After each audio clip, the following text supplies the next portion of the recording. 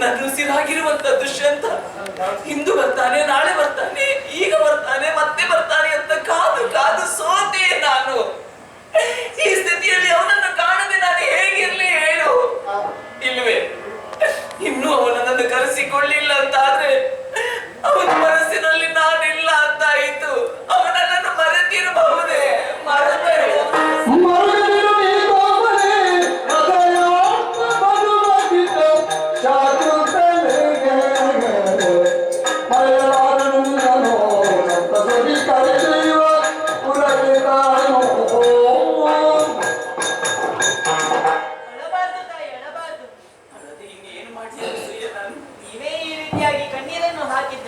ನಮಗೂ ಸಹ ಬೇಸರವಾಗ್ತದೆ. ನಮ್ಮ ಕರುಳನ್ನೇ ಕತ್ತರಿಸಿದಂತಾಗ್ತದೆ ತಾಯಿ. ನಿಮ್ಮಲ್ಲವ ದುಷ್ಯಂತ ಮಹಾನುಭಾವ ಯಾವ ಕಾಲಕ್ಕೂ ನಿಮ್ಮನ್ನು ಮರೆಯಲಾರ. ರಾಜಕೀಯದ ಆಡಳಿತಾತ್ಮಕವಾಗಿ ಇಲ್ಲಿವರೆಗೆ ಬರುವುದಕ್ಕೆ ಆಗಲಿಲ್ಲ ತಾಯಿ. ಧೈರ್ಯ ಮನಸ್ಕರಾಗಬೇಕಮ್ಮ. ಕೋಮಲೆಯಾದಂತಹ ನೀವು ಆತ್ಯಂತಿಕ ಸುಖವನ್ನು ಅನುಭವಿಸುವುದಕ್ಕೆ ನಾವು ನಂಬಿರುವಂತಹ ಸತ್ಯವೇ ನಮಗೊಂದು ದಾರಿಯನ್ನು ತೋರಿಸಿದೆ ಅಮ್ಮ. ಆದಷ್ಟು ಬೇಗ ಬಂದು ನಿಮ್ಮನ್ನು ಕಳೆದುಕೊಂಡು ಹೋಗ್ತಾರೆ.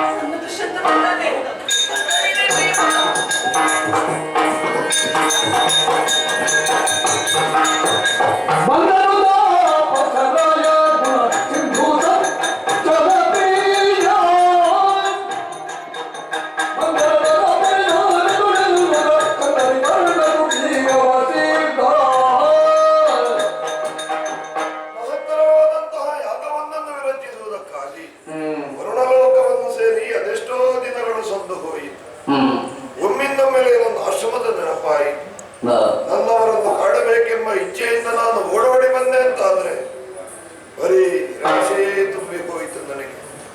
ಸದಾ ಲವಲವಿಕೆಯಿಂದ ಇರಬೇಕಾದಂತಹ ನಮ್ಮ ಆಶ್ರಮ ನೀರವತೆಯಿಂದ ಕೂಡಿಕೊಂಡಿದೆ. ಒಂದು ಬಾರಿ ಕರೆದಾಗ 10 ಬಾರಿ ಹೋಗೊಟ್ಟು ಓಡೋಡಿ ಬರುತ್ತಾ ಇದ್ದಂತಹ ನನ್ನ ಮಗಳು ಶಕುಂತಳೆ ದೃಷ್ಟಿಗೋಚರವಾಗ್ತಾ ಇಲ್ಲ. ಯಾವುದೋ ಒಂದು ಅಘಟಿತವಾದಂತಹ ಘಟನೆ ಈ ಕ್ಷೇತ್ರದಲ್ಲಿ ನಡೆದಿದೆ. ಏನು ಶಕುಂತಳ ಶಕುಂತಳ ಶಕುಂತಳೆಯು ಬರುತ್ತಲೇ ಶರಣ ಕಾರಣ ನುಡಿಗಳು ಶರಣ ಕಾರಣ ನುಡಿಗಳು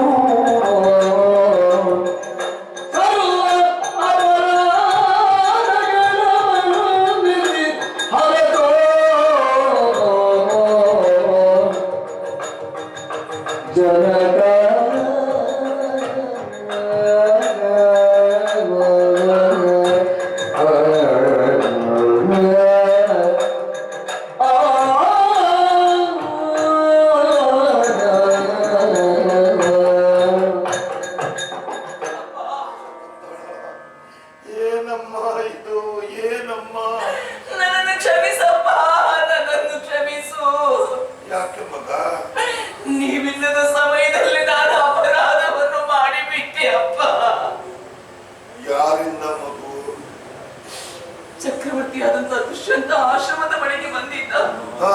ಸತ್ಕರಿಸಿದೆ. ನಮ್ಮಿಬ್ಬರ ಮನವು ಒಂದಾಯಿತು. ಗಾಂಧರ್ವ ವಿಧಿಯಿಂದ ನಾವು ಮದುವೆಯಾದೆವು. ತತ್ಪರಿಣಾಮ ನಾನಿಂದು ಈ ಸ್ಥಿತಿಯಲ್ಲಿದ್ದೇನಪ್ಪ. ನನ್ನದು ತಪ್ಪಾಯಿತಪ್ಪ, ತಪ್ಪಾಯಿತು. ಮಧುರ ಭಾಷಣಿ ಮತ್ತು ಕುವರಿ ಶಾಕುಂತಲೆಯೇ ಹದನವ ತಿಳಿದೀಪೆನೋ ಪದುಡವು ದುಷ್ಯಂತ ಹೃದಯೇಶನಾದುದು ಪದುಡವು ದುಷ್ಯಂತ ಹೃದಯೇಶನಾದುದು ಇದು ನಿನ್ನ ಸೌಭಾಗ್ಯವನ್ನ ಇದು ನಿನ್ನ ಸೌಭಾಗ್ಯವನ್ನ ಶಾಕುಂತಲೆ ಅಮ್ಮ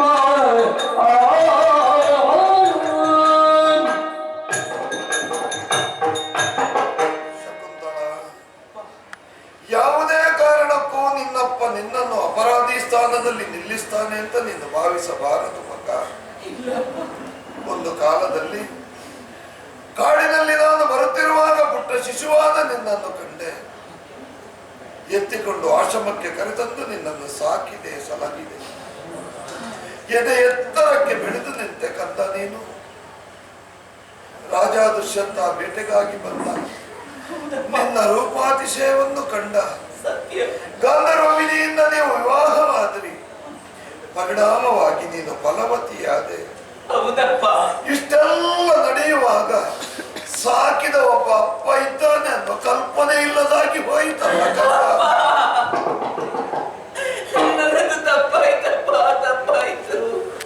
ತಪ್ಪು ನಿನ್ನದಲ್ಲ ಮಗ, ತಪ್ಪು ನನ್ನದು. ಲೋಕ ಕಲ್ಯಾಣವೇ ನನ್ನ ಜೀವನದ ಪರಮೋಚ್ಚ ಗುರಿ ಎಂಬುದಾಗಿ ಭಾವಿಸಿ ಲೋಕ ಕಲ್ಯಾಣದತ್ತಲೇ ಮನ ಮಾಡಿದೆ ನೋಡು.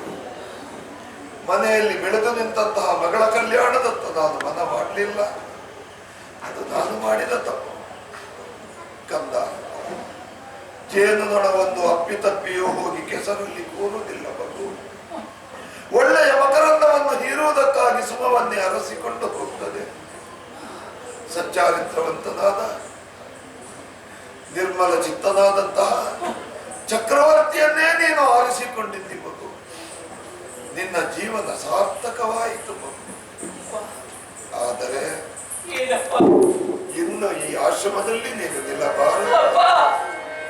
ಪ್ರೀತನ ಕೃಗಾಸೇನೋ ಸುಗುಣಿ ಸುಜಾತೆ ನೀತಿಗೆ ಗೌರಮ್ಮ ಜಾಣಿಸತರೀತಿ ಗೌತಮಿ ಅನಸೂಯಿ ಪ್ರಿಯಮರಿನಿಂದ ದಾತ್ರಿಜನೆಡೆ ಕರೆ ದೈವರು ಚಿನ್ನ ಪ್ರೀತನ ಕೃಗಸೇನೋ ಸುಗುಣಿ ಸುಜಾತೆ ಅಮ್ಮ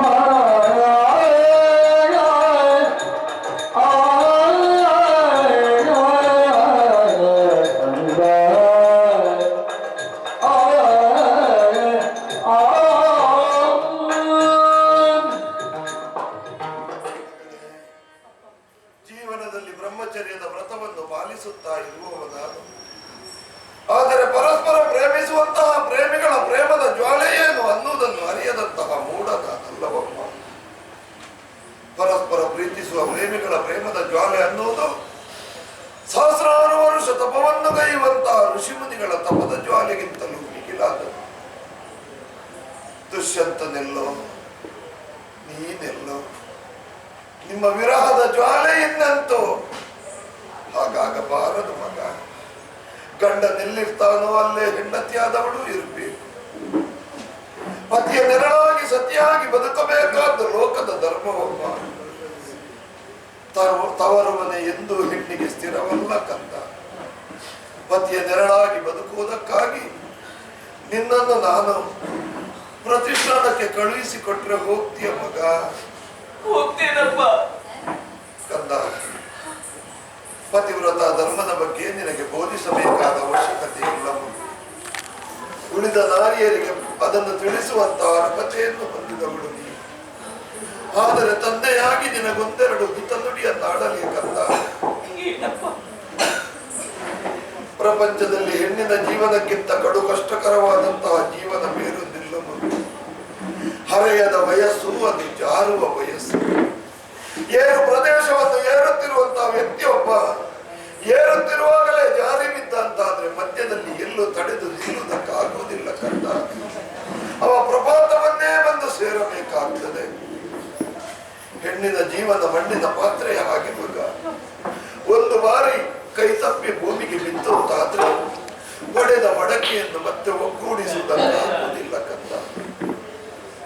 ಆದ್ದರಿಂದ ಹೆಣ್ಣು ತನ್ನ ಜೀವನದಲ್ಲಿ ಎಷ್ಟು ಜಾಗೃತೆಯನ್ನು ವಹಿಸಿದ್ರೂ ಅದು ಕಡಿಮೆಯೇ ಆಗ್ತದೆ ಮಗು. ಕುಮಾರಿ, ಪರಮ ಪವಿತ್ರವಾದಂತಹ ಮಣ್ಣಿನಲ್ಲಿ ಹುಟ್ಟಿಕೊಂಡವರು ನಾವು. ಎಂತಹ ಪತಿವ್ರತೆಯರು ಹುಟ್ಟಿದ ಮಣ್ಣಿದು ಗೊತ್ತೇ ಮಗ. ಪೂರ್ವಮೂರ್ತಿಗಳ ಸಂಚಾರವನ್ನೇ ತಡೆದು ನಿಲ್ಲಿಸಿದಂತಹ ಪತಿವ್ರತೆ ಹುಟ್ಟಿದವರು. ಪರಮ ಪಾವನವಾದಂತಹ ಈ ಮಣ್ಣಿನಲ್ಲಿ ಹುಟ್ಟಿ ಲೋಕೋತ್ತರವಾದಂತಹ ಕೀರ್ತಿಯನ್ನು ಪಡೆಯಬೇಕೆಂಬುದು ನನ್ನ ಉದ್ದೇಶ ಮಗು. ಆ ರೀತಿಯಾಗಿ ಜೀವನವನ್ನು ಸಾಗಿಸುತ್ತಂತ ಮಗಳೇ, ಒಬ್ಬಳೇ ಹೋಗ್ತೇನೆ ಅಂತ ಭಾವಿಸಬೇಡ. ಪ್ರಿಯಮದೆಯನ್ನು ಅನಸೂಯೆಯನ್ನು ನಿನ್ನ ಜೊತೆಯಲ್ಲಿ ಕಳುಹಿಸಿಕೊಡ್ತೇನೆ. ಹೋಗ್ತೀಯ ಮಗ? ಹೋಗ್ತೇನಪ್ಪ. ಪ್ರಿಯಮದ ಅನಸೂಯ ಬಂಧಿಸಿಕೊಂಡಿದ್ದೀವಿ. ಹೇಳು ಕಂದ. ನಮ್ಮ ಶಕುಂತಳೆ ಮತಿಗ್ರಹವನ್ನು ಸೇರುವುದಕ್ಕಾಗಿ ಕಾತರಿಸುತ್ತಾ ಇದ್ದಾಳೆ. ಗಂಡನ ಮನೆಗೆ ಕಳುಹಿಸಿ ಕೊಡಬೇಕಂದು ನಮ್ಮ ಧರ್ಮ ಅಲ್ವೇ ಕಂದ? ಪ್ರತಿಷ್ಠಾನಕ್ಕೆ ಹೋಗಿ ದುಷ್ಯಂತನ ವಶಕ್ಕೆ ಒಪ್ಪಿಸಿ ಬರ್ತಿರೋ ಮಗ. ನಿಮ್ಮ ಇಚ್ಛೆ ಅಂತ. ಆದ್ರೆ ಒಂದು ಮಾತು ಗುರುಗಳೇ. ಏನು ಮಗ? ಈ ಕಾರ್ಯಕ್ಕೆ ಹೆಣ್ಣು ಮಕ್ಕಳನ್ನು ನಾವೇ ಒಪ್ಪಿಗೆ ಹೇಳಿ ಬಾರದು ಕಂದ. ಹೆಣ್ಣು ಮಕ್ಕಳೇ ಸಂಚರಿಸುತ್ತಾ ಇದ್ದಾರೆ ಎಂಬಾಗ ನಿಮ್ಮ ಮಾನಕ್ಕೋ ಪ್ರಾಣಕ್ಕೋ ಎಲ್ಲಾದರೂ ತೊಂದರೆಯಾಗಬಹುದು. ಪುರುಷನವರನ್ನ ರಕ್ಷಣೆಯ ಅವಶ್ಯಕತೆ ಇದೆ. ಹೌದು ಕಳುಹಿಸಿಕೊಡ್ತೇನೆ.